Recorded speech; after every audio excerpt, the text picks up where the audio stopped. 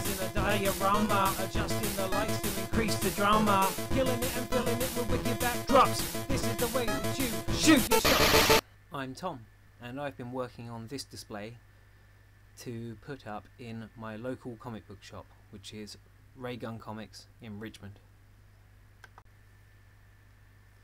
Because these figures are going in the comic book shop and not staying in my collection, I decided to use some of my less favoured figures, which is this Gambit, who has really poor articulation but a really cool sculpt, and the Jubilee figure, who I seem to use quite a lot, even though I'm determined that it's not that great a figure.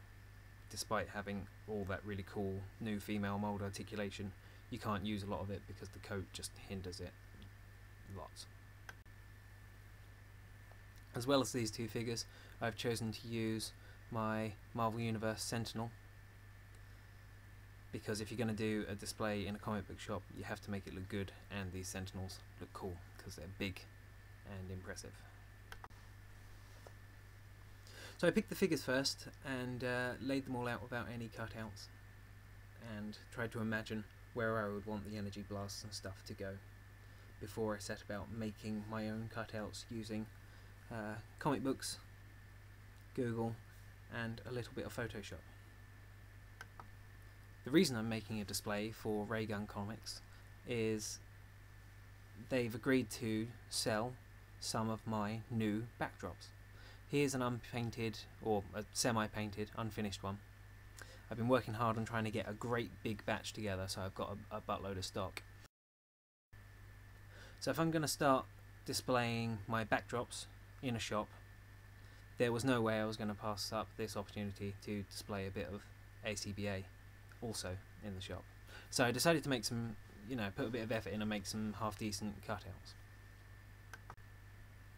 They're going to be viewed from all kinds of angles, so I've tried to layer them up, make them a bit 3D, and also I've printed them and stuck them together so that they are double-sided, because you're going to be able to move around these in the shop and you're going to be able to see the back of the cutout, so they couldn't just be white.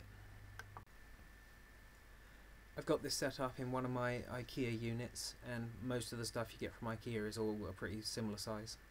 I've already set up the backdrops in the shop, but they've got no action figures in place around them yet, just a Hulk statuette. I think they look pretty cool in place in the shop.